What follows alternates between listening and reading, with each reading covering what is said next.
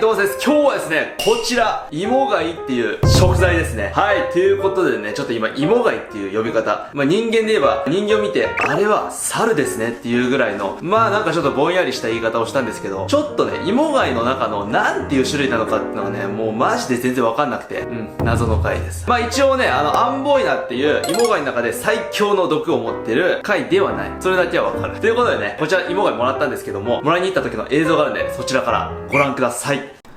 今日ですね、旭ガニ漁で芋貝が取れたという連絡をいただきまして、それをね、もらいに行ってきました。旭ガニはですね、水深4、50メーターぐらいの砂地にいるらしくて、素潜りだとね、さすがにね、ちょっと厳しい深さで、海の中でね、見たことなくて、今回ね、僕ね、初めましてでした。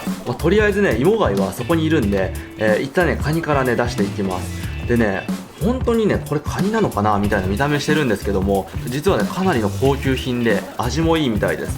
ただ他のカニと違って、足がね、これちっちゃくて、あんまり食べるところないんですけど、このぶっとい胴体にぎっしり詰まった身をね、食べていくような形になるみたいです。爪もね、薄くてね、全然身がないんですよ。で、普通ね、カニって横歩きしかできないんですけど、このカニはね、縦歩きができるんですよ。珍しいですよね。ちなみにね、緑のところに芋がいます。危険なんで素手で触らないようにしながら網で取り出していきます。芋貝をいただいたところで家に戻っていきます。はい、ということでね、戻ってまいりましたと。で、実は芋貝ってね、肉食性で魚とか食べるんですよ。でね、ちょっとみんな捕食シーン見たいと思わない。はい、ということでね、海に行ってきます。はい、ということで夜の海に来たんですけども、こちら、プラスチックを背負ったヤドカリですね。ボカヤドカリっていう種類なんですけど、貝殻と間違ってね、変なキャップをね、背負ってますね。ということで今回はですね、生きたまま魚を取っていくんで、いつもみたいな森じゃなくって、網でね、魚を取っていきます。夜の魚はですね、結構寝ぼけてて、魚によってはね、素手でもね、取れるぐらいで、こんな感じでね、網でも簡単に取れるはずなんですけど、ほとんどね、網使ったことないんでね、ちょっとね、苦戦しましたね。ゆっくり魚に近づいて、魚の下に網を入れて、ゲットならずと。今回ゲットですね。ちなみにめっちゃくちゃ調べたんですけど、何の魚か分かんなかったです。ということでね、謎魚を岸に置いてるバケツにね、運びに行ってます。1匹目ゲットということで、もう1匹ね、取りに行きます。さすがにね、だいぶ慣れてきました。今回は赤い魚をゲットです。ということで、キッチンに戻っていきましょう。はい、ということでね、魚を取ってきたんですけども、夜魚取ってきて、で、次の日、水槽を買って、今って感じなんですけど、魚庭に置いてたら猫に1匹食べられたんだけど、ムカつくんだけど、ちょっとね、赤いのはいなくなっちゃったわ。はい、ということで、ちょっと水槽セッティングしてみようか。はい、こちらがね、買ってきた水槽です。結構ね、ちょうどいいサイズじゃない。とりあえずね、開けていきましょう。このブクブクのやつついてるんだね。いいじゃん。はい、もうじゃあ早速ね、入れていきましょう。なんか、アクアリウムの人とかに、違う、それは違うとかめっちゃ言われそう。初めてなんでね。うわ、これ嫌だな。これ海水だから飛び散ったらさ、この辺めっちゃ錆びるはずよ。やっぱ地面でやろう。こっちの方が無難よ。こんなもんでしょう。はい、そしたらね、まずはね、魚から入れていきましょう。おとなしいな。もうちょうどいいサイズじゃん。ほんじゃあね、芋貝も入れていきます。すごいよな、芋貝。全然引っ込まないんだもん。じゃあ入れます。うわ、ひっくり返ったままだ。最後これ入れたらいいでしょ。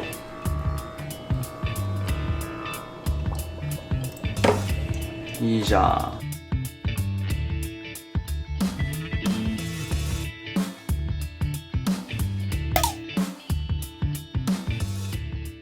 はい、ということで、3日経ったんですけども、なんとね、衝撃の事実が発覚しました。こちらの貝、芋貝ではないらしいです。どうやらね、枕貝科に分類される、受動枕っていうね、種類らしいです。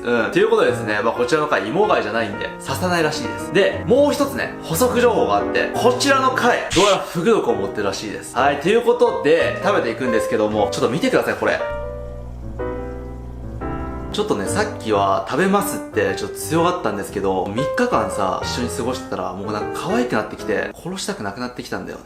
まあでもね、俺が今感じてるような葛藤って、まあ本来感じるべきものであって、まあ食べるっていうのは絶対に何かを殺さなきゃ成り立たなくて、まあ今の世の中って、それからね、目を背けすぎなんじゃないかなってね、思いますね、僕は。はい。まあやっぱりね、生き物を殺してるところとか、血が流れてるところとかって、やっぱり不愉快だとは思うんですけど、まあそこに蓋をするんじゃなくって、その痛みを受け入れていくべきなんじゃないかなと、まあ僕は思うんですけどね。はい、ということでね、食べていきましょう。はい、ということで今日の食材が出揃いました。樹洞枕と謎の魚。朝日ガニもらったんでね、これも食べていきます。そう、朝日ガニはね、茹でる前から結構ね、赤色なんですよね。茹でてもね、あんまり色変わんないです。で、まずこれから調理していきます。で、凍ってるんでね、このままだと何もできないんで、塩茹でにしていきます。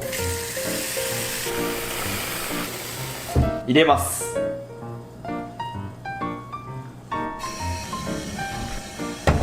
色変わんないな、全然。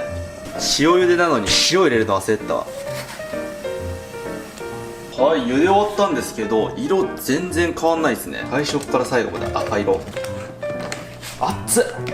あー、つかめない。全然つかめないんだけど。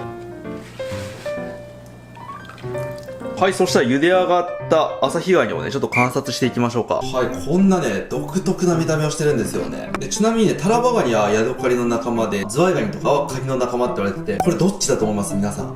ね、一応カニの仲間らしいですね。これ見てください、爪が面白くないですか？普通さ、爪ってこんな感じになってるのに、これ90度に曲がってるんですよ。で、あんまりね、強くなさそうに見えるんですけど、挟まれたらめちゃくちゃ痛いって言ってました。まあ、指がもげるとかそんな感じじゃないけど、まあ、あざになるぐらい痛いってね、言ってましたね。で、こんなね、変な構造してるんですけど、普通のカニと違って、こうやってね、縦にね、移動するんですよ。縦に移動しやすそうなね、体してますよね。普通カニって横に動くじゃないですか。これはね、縦っていう。で、足はですね、平たい構造してて、歩くだけじゃなくて、普通に泳いだりもできるみたいですね。はい、っていうことで割っていくんですけども、これ結構硬いよ。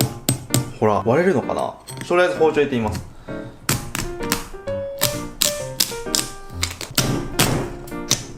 一応ね、意外と簡単に割れます。そんなに硬くない。かなり分厚いんでね、一発じゃ切れないですね。おお、いけた。うわー、すげえ。味噌あんまり入ってないんだね。こんな見た目なんだ。うわ、めっちゃ味噌こぼれる。もったいないよ、これは。もったいない、もったいない。すくって食べよう。おお、そんな濃厚じゃない。さっぱりしてる。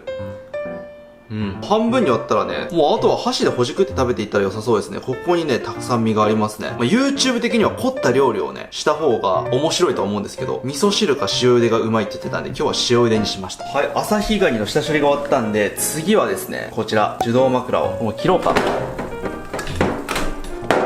いやー、料理するのか。まあ、やっていきましょう。よし、一旦取り出していきましょうかね。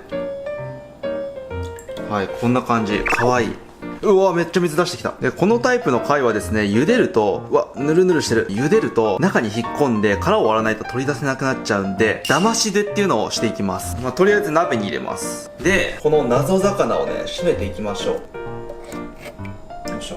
さて、こちら、締めていきます。ちっちゃいんでね、ここら辺で背骨を立って締めます。はい、これで締まりました。でもこのまま鱗と内臓を取っていきます。締めたてやからな。この魚鉄の匂いがするな。で、内臓も取っていくと。内臓ほとんどないです。内臓がないぞっていうね。で、魚の下処理が終わったら、だまし茹でをしていきます。だまし茹でっていうのは、海水で徐々に温度を上げて茹でていく方法で、徐々に茹でると貝が茹でられてるっていうことに気づかずに出たまま茹でれるんですよ。これ海水です。はい、そしたら、じゃあ命をね、いただいていきましょう。着火していきます。着火で、弱火でいきます。ゆっくりいくんでね、こんぐらいで。はい、完全に事切れてますね。死んだら引っ込まないんで、もうこのまま一気にね、温度上げていきます。よし、オッケー。はい、それではね、茹で上がったんで、取り出していきましょう。爪楊枝でね、出していきます。あれ、出てこないかもな。あ、よし、取り出した。はい。なるほどね。結構ね、ぬめりがありますね。ちょっと拡大して見てみましょうか。で、これね、受動枕は、この腹の内側がオレンジ色なのがね、特徴的みたいです。この色で判断するみたいですね。はい、ということですね、剥き終わったんですけども、今回はですね、テトロドドキシンをこいつは持ってるということで、内臓と唾液腺、こちらを外した上で食べていこうと思います。まあ、おそらく身には毒ないんでね。で、俺が受動枕を食べて、何もなかったとしても、皆さんは真似しないでくださいね。結構知らない人もいると思うんですけど、テトロドトキシンって結局食べ物に由来するもんなんで、運なんですよね。そう。だから例えばトラフグとかね、もう猛毒の生物絶対に食べちゃダメみたいな感じで言ってるんですけど、あれもね、実は運ゲーなんですよ。確かね、ちょっと4年前ぐらい調べたんで、普通じゃ合ってるかわかんないですけど、確か当たるのは3割ぐらいだったはず。で、養殖はさ、食べ物の管理とかしてるから、基本的には食べれるらしい。肝臓とか目とかも食べれるらしい。なんで、まあ、今回ね、俺が身を食べて当たんなかったとしても、単純に運が良かった場合っていう可能性があるんで、皆さんね、絶対に食べないでくださいね。誰が食べるんやっていう感じだと思うけど。なんでね、いや、俺はフグの肝臓食ったけど大丈夫だったけどね、とかなんか言ってる人いたら、もう食うなよって言ってあげてください。多分そんな人いるかわかんないけど。はい、ということでね、そこだけ押さえておいてくださいといったところで、調理再開していきましょう。さて、料理していきましょう。まずね、内臓を外していきます。内臓もね、食べてあげたいんだけどね。申し訳ないが、内臓は外していきます。うわ、ぬるぬる。さて、唾液腺はどこにあるんだろうね。とりあえず、確実な可食部、この足の部分を外していきましょう。唾液腺どこにあるんだろうね。なんかあったぞ。あった。これだわ。これですね。こんな少量だったら別に食っても腹壊すぐらいなんじゃないか。一応取っていきます。はい。取れました。唾液腺。はい、最後にね、こちら小魚。これはね、唐揚げにしていきましょう。もう片栗粉をまぶすだけですね。なんか二筋石餅とかにすごい似てるんだけど、模様が違うんだよね。何なんだろう、こいつ。オッケー。さて、使用済み油でいきましょう。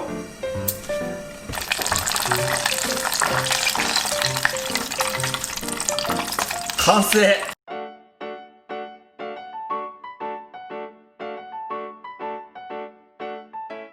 はい、それでは完成しました。いただきます。いや、不思議とね、ここまで来ると、やっぱ食材って思えてきますよね。じゃあね、旭ガニからいきましょうか。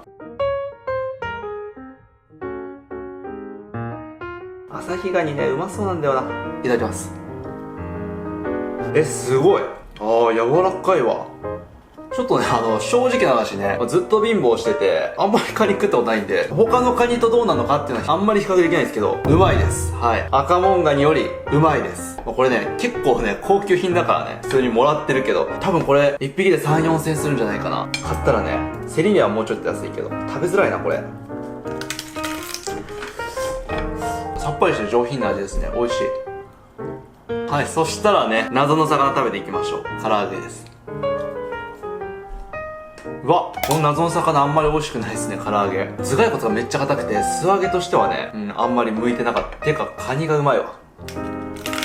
これ3、4千は持ったな。多分 500g ぐらいだから、2000円ぐらいかな。わかんないけどね。売ってるの見たことないから、競り値から計算してね。それでは、今回のメインディッシュ、受動枕、いただいていきましょう。どうだろうね。ぬるぬるしてるからね、塩もみとかした方が美味しいかもしれないけどね、食材の味をね、いただいていこうといったところで、いきます。